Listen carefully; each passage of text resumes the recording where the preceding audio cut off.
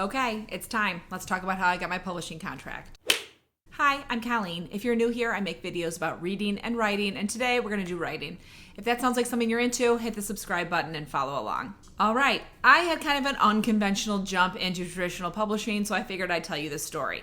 If you are really just interested about how I got this particular publishing contract, I'll put some chapters in and you can jump ahead, but I'm going to start at the beginning because I feel like a lot of people get real disheartened when they're querying, and so I'm going to let you know exactly how long it took me to get this publishing contract. To begin, I'm very open about how old I am, so here it is. I'm 39. I'm really 39. I'm not, like 42 and have been 39 for a few years. I turned 39 this year, and I've been trying to get published since I was about 24, just to put that into perspective. So let's jump back in time and look at my writing career over the last entire life. I wrote when I was in middle school and high school, but obviously I wasn't writing anything that was worth publication. But I did write then. The first thing I ever wrote was Huck Finn fan fiction, and it was about 10 pages long, and I wish I still had it, because I'm sure it's terrible. My real writing took place kind of in college, and while I didn't finish any novels in college, I did outline 3 different series to an insane amount. I would write snippets, scenes, stuff like that, but I thoroughly outlined. So when I graduated college, I took one of those outlines and thought to myself, I'm going to write this series and I'm going to get it published. Now, until I got my own apartment, it was pretty difficult for me to get any writing done. I'm the oldest of 5, and so when I moved home from college, we had a really full, noisy house, and quiet time for writing wasn't really something that existed. I didn't have a laptop at the time. So I really had to wait until I got my own apartment, which happened when I was 23. And once I did, it was like open season for writing. I lived in the Wrigleyville neighborhood in Chicago and was someone who doesn't really like to go to the bars. So I would stay up till about 3 a.m. a lot of nights and just write. I worked a retail job, so this worked with my hours. After about a year, I completed my first novel, and I was super proud of myself. I'm still proud of it because I wrote an almost 400-page novel. This is still the longest novel I've ever written to date, even though I've written several more since then. The book I'm working on right now should end up being over 400 pages, but I'm not done with it yet, so I don't know if it's going to be. So basically what I did with this book was I had one of my friends read it, and then I edited it myself, and then I queried it. And this book was kind of terrible. I think the story was fine. It was an adult fantasy novel. It was the first of a quartet, but could work as a standalone. So by that idea, it was a good plan because if it failed, it wasn't like it left readers with a cliffhanger and no book 2 was coming out. But it wasn't that well written, and I hadn't read any books on writing craft, nothing. I just queried it to probably about 15 agents, and I got 4 rejections or ignored.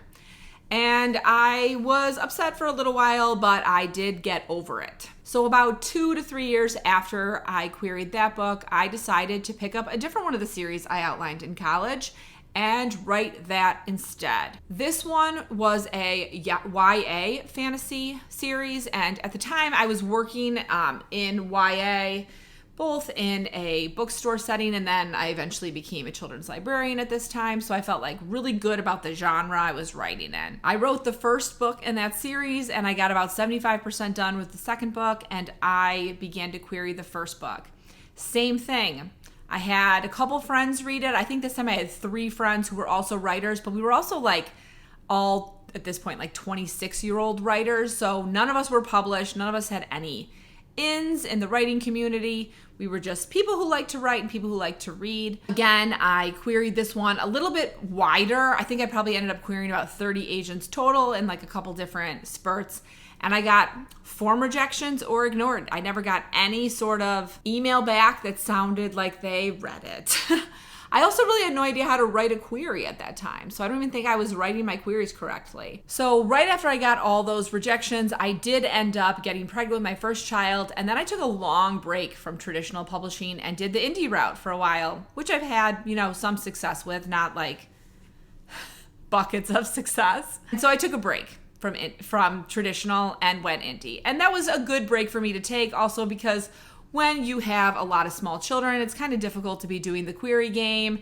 And I don't think I really could have handled it emotionally, because it is extremely emotional to put out this thing you've worked on for years and then get nothing but form rejections that feel like no one ever even read it, which I know is not the case. And I'm not like trying to bash agents here. I think they have a really difficult job, but it is an emotional roller coaster when you're doing that sort of thing. So let's jump to summer 2019. I've been self-publishing for a while. It's exhausting me because I'm a terrible marketer, and there's just parts of self-publishing that don't work for me. I'm in a mood and I decide to go for a drive in the middle of a thunderstorm, which if you are a writer like me, that's a good place to get ideas.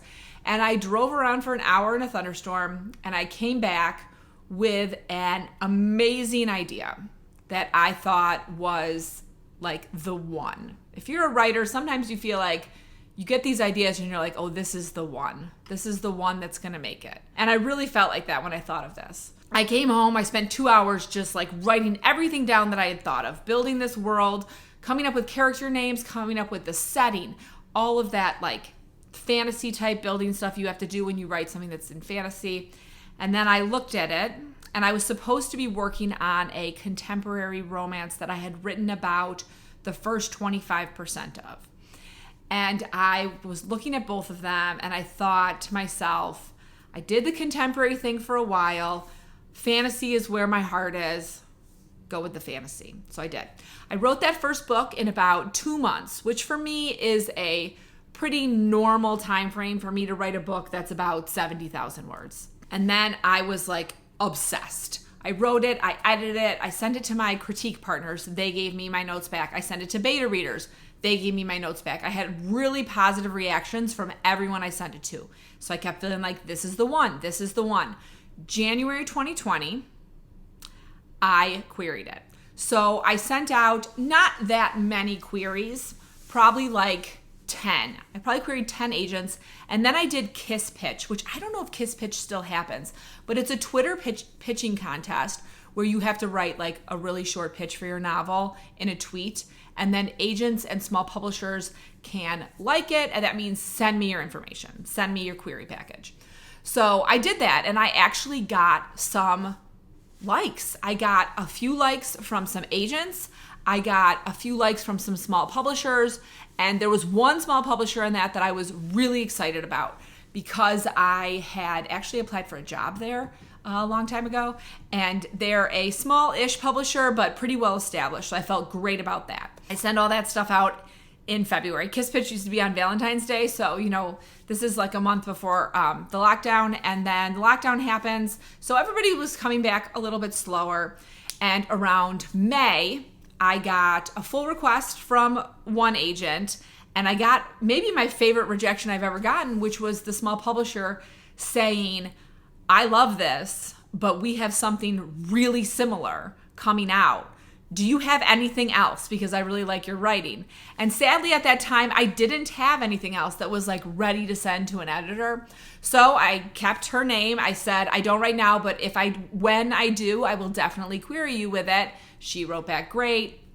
I haven't talked to her since because of what happened. But that was a really great sort of rejection, saying like, I can't take this, but I really like your writing. If you're going to get a rejection, that's a nice one. So that May, I decided to query a little bit wider. I queried a bunch more agents and a few small publishers at that point. So I'm not going to say the names of all the small publishers that I queried, but they were small presses that romance novelists can directly contact for publication rather than going through an agent. And I was still looking for an agent at the same time, but I figured I might as well do these at the same time. A few months after that, I got some rejections from agents that said that they liked my premise, but that my story structure didn't feel ready, that there were a lot of problems with the structure of the story, and that was why they were passing. And so what I did then was I read Save the Cat Writes a Novel, and I completely rewrote the book. And then after I did that, I read Romancing the Beat and did that again. Now, when I say I completely rewrote the book, I didn't like delete everything and start over, but I did take a ton of stuff out and put a lot more stuff in. And I definitely changed where the action happened. So it really took some time to rework this book into a sellable novel. In fall 2020, I heard back from the editor at City Owl Press who said that this wasn't the novel for her, but there was another editor there that she was going to send it to. I was like, fantastic. But I didn't hear from that editor right away, so I thought maybe she passed, maybe she has too much on her plate, whatever. I'm going to rework this novel. In February of 2021, I'm almost done with my rewrite after reading Romancing the Beat. And I get an email from that editor who had just, I think, like the first 2 chapters saying, I love this. Can you send me the entire book? And I'm like, shoot. Because at this point, I'm thinking, the entire book's not ready. I've gotten all this feedback saying that it's not ready. And I'm still working on it. So I took a risk. And I emailed her back and said, I have gotten some feedback from some agents saying that I needed to fix some stuff in Act 2, which was the majority of where my problems were. I need about 4 more weeks to finish my revisions, and then I would love to send you my new version if you're willing to wait. And I was so nervous when I sent this email because I was like, what if she has like 6 other authors she sent an email to today and she doesn't want to wait? But I got an email back from her right away. Thank you. I would love to read your new version. Phew. So then for the next 4 weeks, I just buckled down and took that novel apart and made sure it was perfect and sent it to her. When I had my finished, I also sent it to her and I sent it to 3 new agents thinking like, maybe someone else will like it if she doesn't like it.